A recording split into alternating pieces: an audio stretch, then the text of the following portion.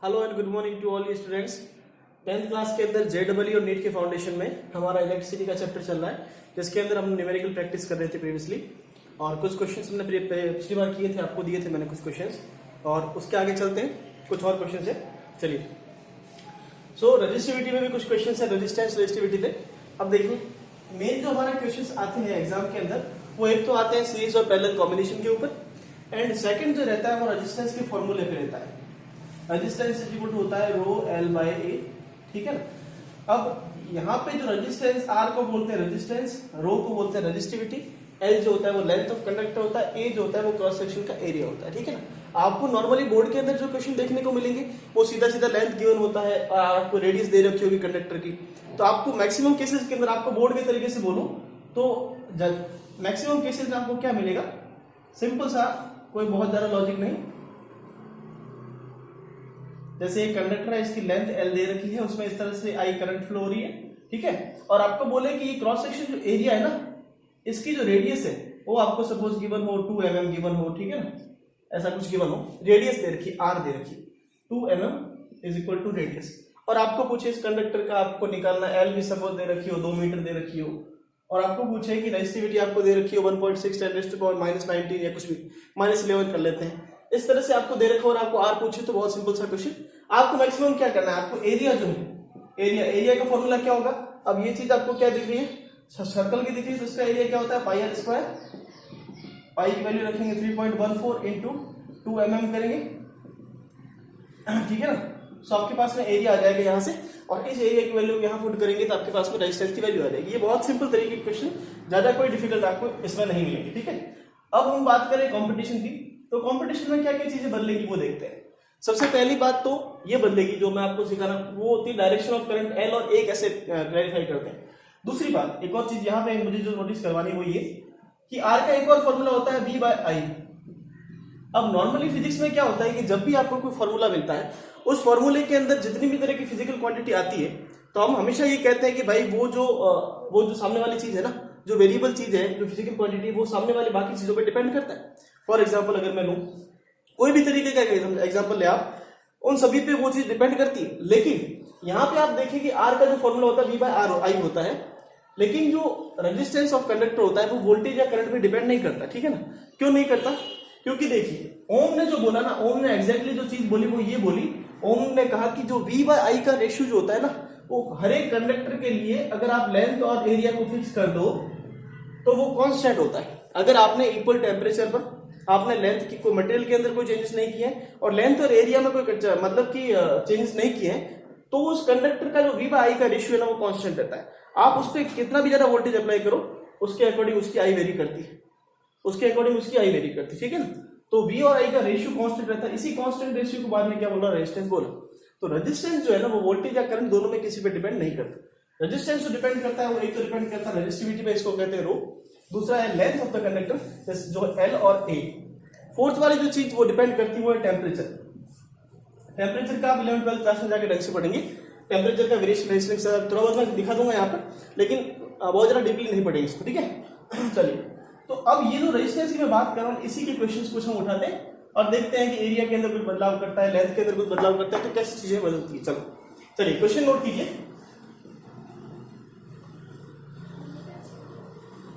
Question लिखिए, how will the resistance of a wire, how will the resistance of wire change if its diameter is doubled.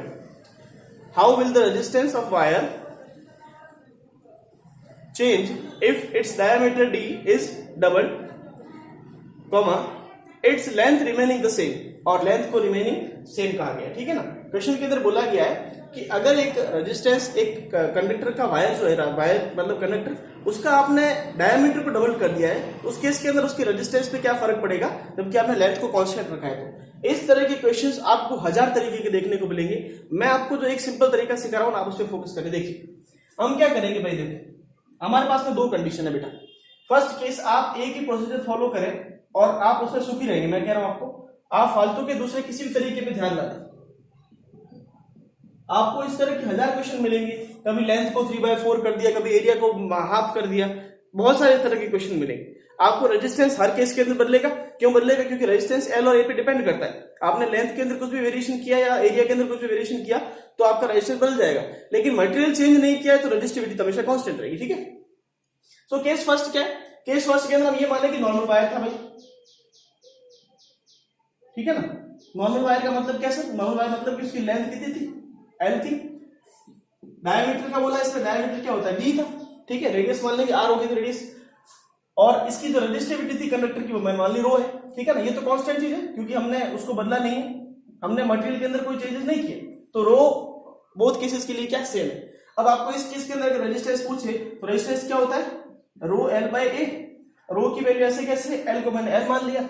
और D की area की बात करें तो area आप देखिए कि एरिया क्या होता है? पाई आर स्क्वायर होता है। अब आपको डी दे रखा है और डी और आर में क्या रिलेशन होता है? R is equal to D by to.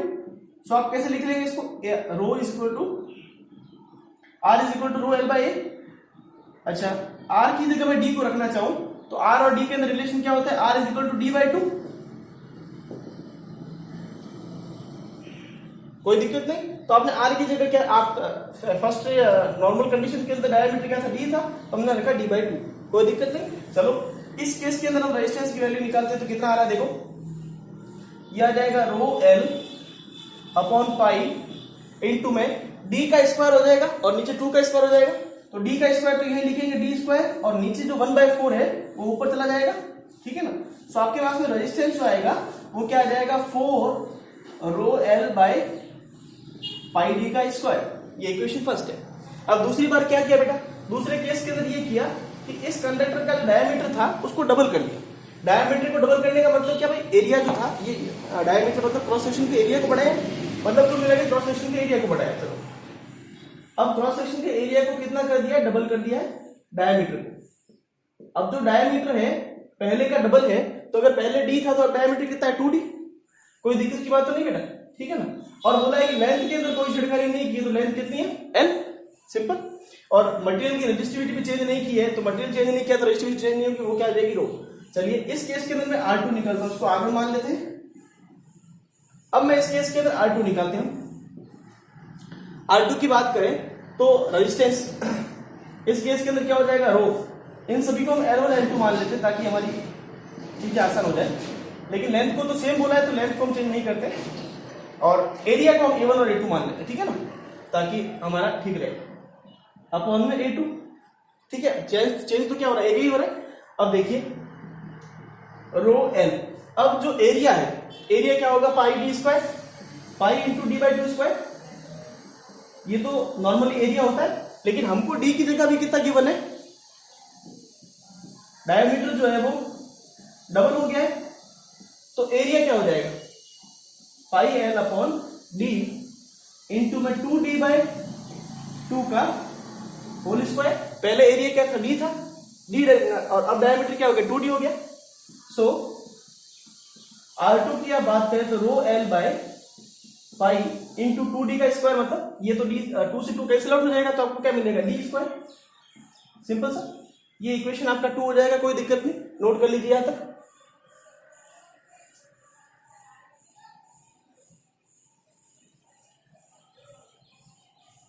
चलिए यहां तक नोट कर लिया आपने।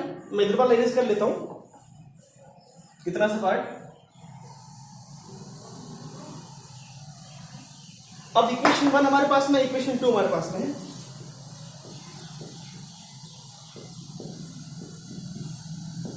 भाई इक्वेशन 1 एंड 2 कभी कभी क्या करता है? रेडियस के अंदर भी डबल कर देता है। क्रॉस सेक्शन का एरिया सीधे सीधे डबल कर दिया, लेंथ को डबल कर दिया, लेंथ को 1/4 कर दिया। सभी तरह के क्वेश्चन का यही पैटर्न है। आपको पहले क्या करना है? केस फर्स्ट लेना है। केस फर्स्ट का मतलब कि जो पहला केस है, नॉर्मल कंडीशन के अंदर हम मानते हैं कि कंडक्टर की लेंथ होगी l और क्रॉस सेक्शन एरिया होगा a, ठीक है ना। और उसी तरह से आप क्वेश्चन को करते जाए, आपकी गलती बिल्कुल नहीं होगी। अब R1 R2 के रिलेशन की हम बात करें तो देखिए हमको क्या दे रखा है। अब फर्स्ट और सेकंड इक्वेशन से बात करें तो ये देखो R1 की वैल्यू क्या है? 4 rho L by 4 rho L upon pi D square. अब इसके अंदर देखिए, और इसके अंदर क्या R2 की वैल्यू क्या है? रो एल पाई डी स्क्वायर। तो आप ध्यान से देखिए कि अगर मैं rho L upon pi D square की जगह R2 लिख लूं इस इक्वेशन के अंदर, इतनी जगह जो इतनी चीज जो है उसकी जगह अगर मैं R2 लिख लूं तो मेरे पास में R2 की वैल्यू हम सीधा निकाल लेंगे।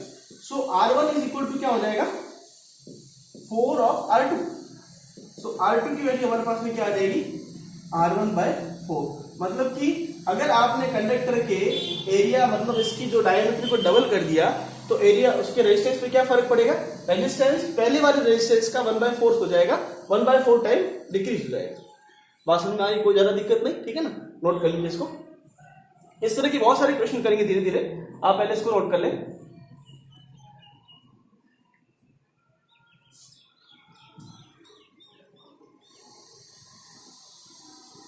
चलिए अगला क्वेश्चन करते हैं बेटा, लिखिए।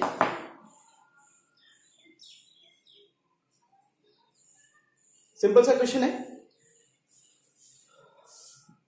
अब हमने कोई भी अगर आपको नॉर्मल रेजिस्टेंस का पैरेलल या सीरीज कॉम्बिनेशन दे रखा होता है, उसके अंदर हम ईच ब्रांच के अंदर वोल्टेज या करंट निकालते हैं, हमने कर रखे इस तरह क्वेश्चन, उसी का एक क्वेश्चन है। लिखिए, calculate the potential difference across each resistor in the circuit given below. Calculate the potential difference across each resistor in the given circuit. चलिए, सर्किट बहुत सिंपल दे रखा है।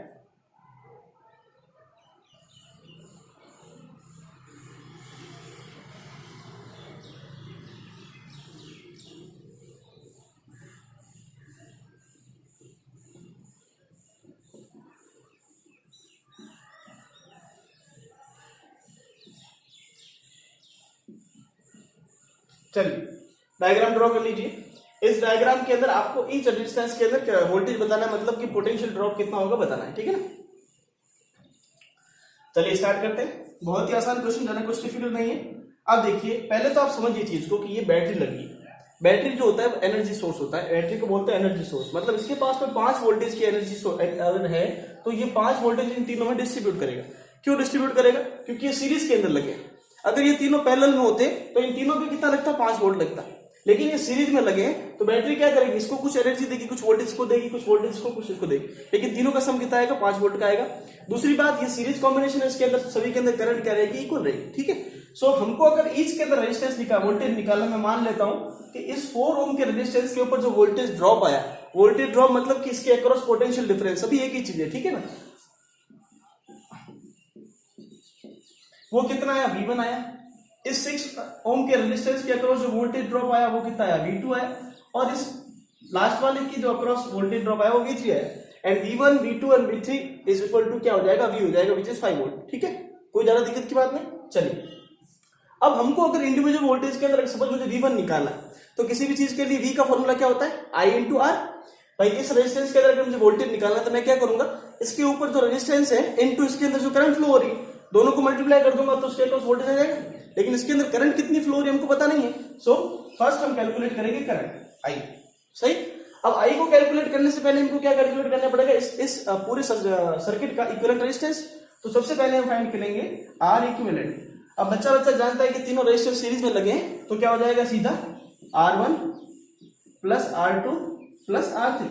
सो हमारा R इक्विवेलेंट कितना आ जाएगा, 4 प्लस 6 प्लस 10, R इक्विवेलेंट आ गया आपका 20 ओम। बोलो बात सुन जाइए, आपको नोट कर लीजिए था। अब हमारे पास में करंट कितनी आ रही भाई साहब, 20 एम्पियर की, सॉरी 20 एम्पियर की करंट इस सर्किट के अंदर फ्लो कर रही है। तो मतलब 4 एम्पियर के 4 ओम के वोल्टेज के अंदर, सॉरी रेजिस्टेंस के अंदर भी कितनी करंट जा रही है, 20 एम्पियर की। 6 वाले के अंदर भी कितनी करंट जा रही है, 20 एम्पियर की। और लास्ट वाले के अंदर भी कितनी जा रही है, 20 एम्पियर की। तो सभी के अंदर करंट सेम जा रही है, सो हम सभी का वोल्टेज निकाल सकते हैं। सो अब V1 की बात करो, V1 क्या होगा, I into R1। Sir I1 क्यों नहीं लिख रहा, क्योंकि पूरे रेजिस्टेंस सर्किट के अंदर करंट कांस्टेंट है, तो अब I1 is equal to I ही है, I2 is equal to I है, ठीक है ना। सभी के अंदर करंट क्या सेम है। तो V1 की बात करूं, करंट कितनी है, 20 एम्पियर की, और रेजिस्टेंस कितना है, 4। तो वोल्टेज ड्रॉप इसके अक्रॉस कितना आ जाएगा, सही लिखा है, सॉरी अभी हमको करंट निकालनी है बेटा। अभी हमने इक्विवेलेंट रेजिस्टेंस निकाला है, अभी तो I R निकाला बेटा, I तो निकालना है ना, साथ साथ चलते जा रहे हो। अभी हम वहां पे वोल्टेज निकाल रहे थे, वोल्टेज आ रहा था 80 वोल्ट। 5 वोल्ट की बैटरी है, वो एक रेजिस्टेंस को 80 वोल्ट कहां से देगा बेटा, रेजिस्टेंस की वैल्यू को हमने यहाँ करंट में लिख लिया था। सो आई इज इक्वल टू क्या होता है V बाय आर, V कितना दे रखा है 5 वोल्ट और R कितना है 20, ये हो जाएगा 1/4 एम्पियर, मतलब कि 0.25 एम्पियर। मैं इसको 1/4 ही लिखता हूँ, ठीक है ना। चलिए अब हम कैलकुलेट करते हैं V1। सो फर्स्ट स्टेप आपका रहेगा इक्विवेलेंट रेजिस्टेंस फाइंड करना, सेकंड रहेगा टोटल करंट फाइंड करना। अब मैं V1 की बात करूं तो V1 क्या आएगा I इंटू R1। I अब कितनी है 1/4 और रेजिस्टेंस कितना है आपके पास में R1 का 4, तो आपके पास में फर्स्ट वोल्टेज ड्रॉप कितना आ जाएगा 1 वोल्ट, ठीक है ना।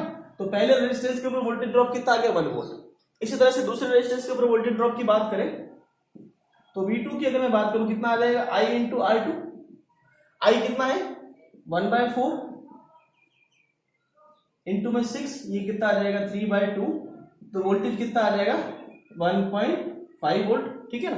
ये सेकंड आ गया वोल्टेज। और तीसरे वोल्टेज की बात करें सो तीसरे वाला वोल्टेज कितना आ जाएगा।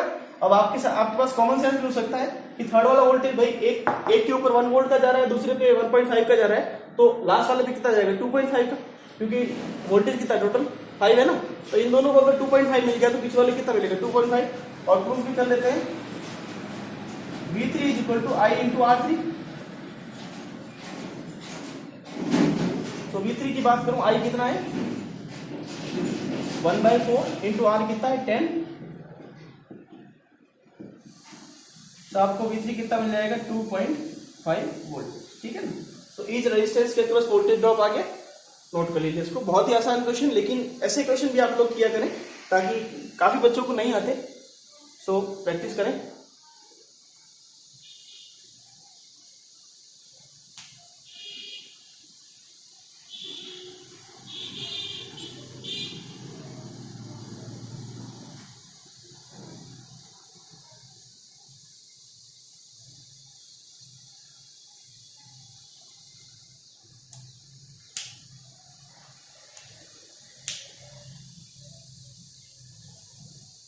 चलिए एक अच्छा क्वेश्चन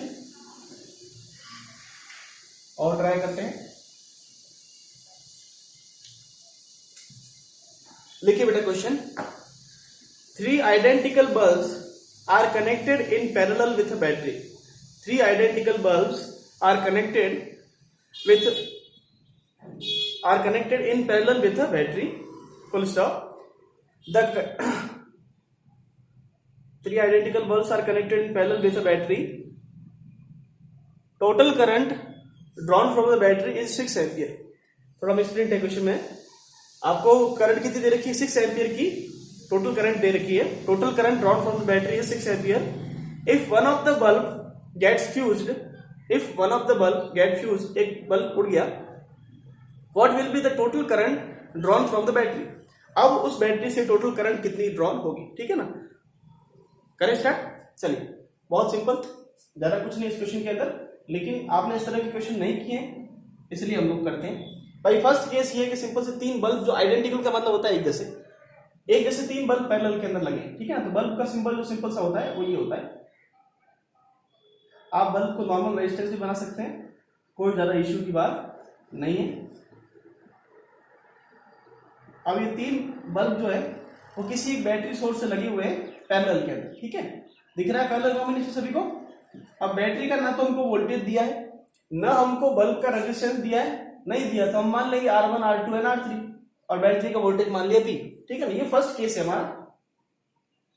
केस फर्स्ट मतलब कि जब बल्ब कोई फ्यूज नहीं हुआ था, तीनों बल्ब जब वर्किंग कंडीशन के अंदर थे, उस केस के अंदर जो I जा रहा है, जो टोटल करंट जा रही है I, वो कितनी जा रही है 6 एम्पियर, ठीक है ना।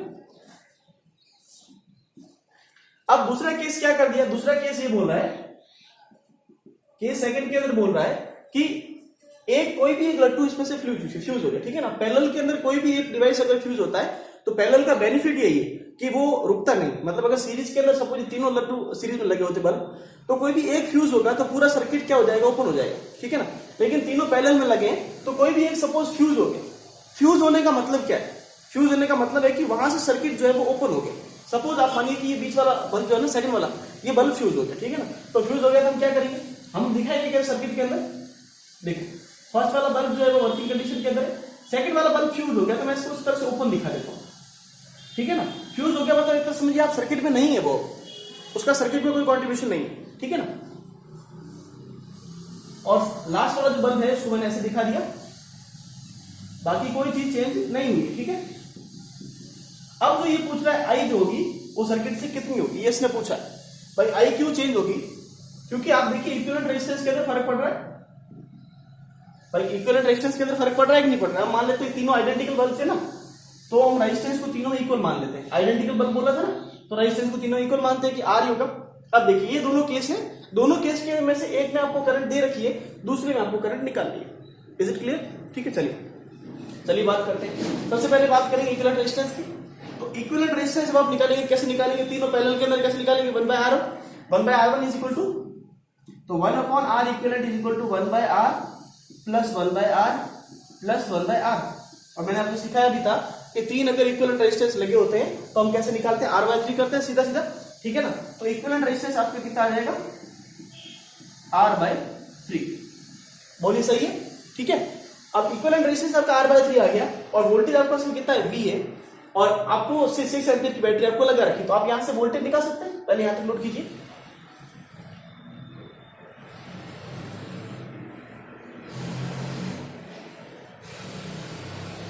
चलिए अब देखिए आपके पास इक्विवेलेंट रेजिस्टेंस आ गया, वोल्टेज आ गया।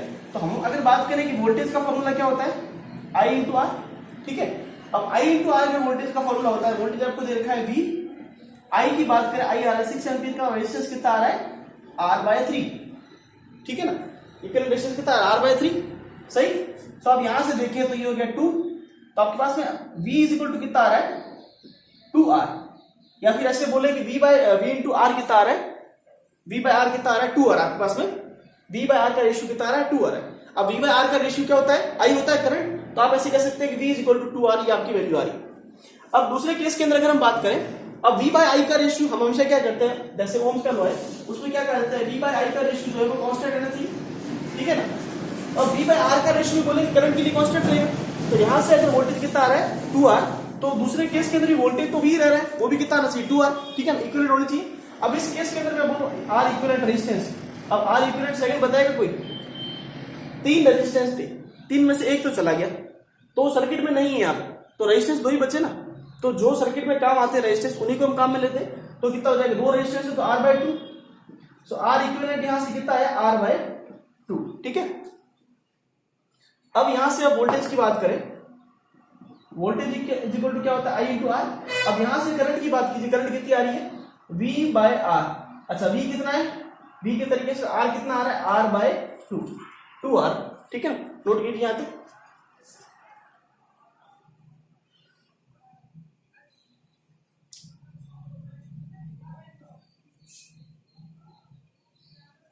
चलिए नोट करिए जल्दी।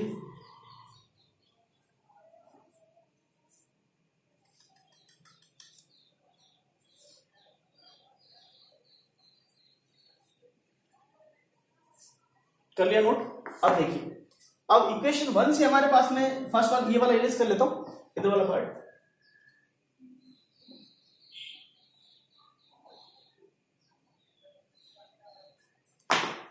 अब देखिए इक्वेशन 1 से हमारे पास में V/R का रेशियो जो आ रहा था वो आ रहा था 2, ठीक है ना, फर्स्ट इक्वेशन से।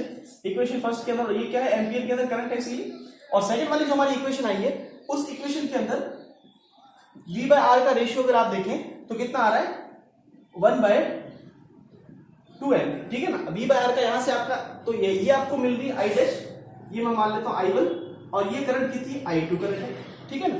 सो अगर आप I2 करंट निकालना चाहे, इतना नोट करें यहां तक पहले,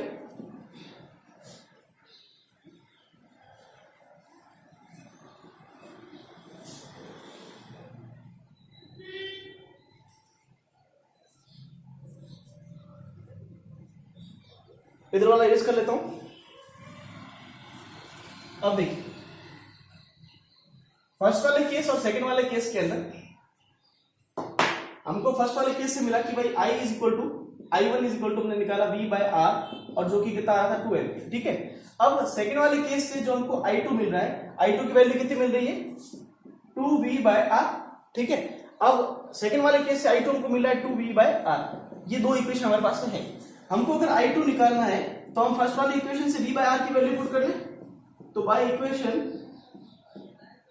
1 and 2 V by R की वैल्यू फर्स्ट इक्वेशन से कितनी है 2, तो सेकंड केस के अंदर करंट कितनी आ जाएगी 4 एम्पियर।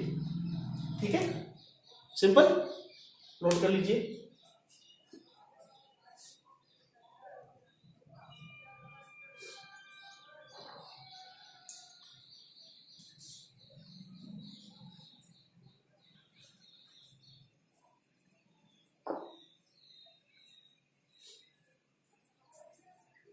बाकी क्वेश्चन नेक्स्ट लेक्चर में करेंगे। Thank you.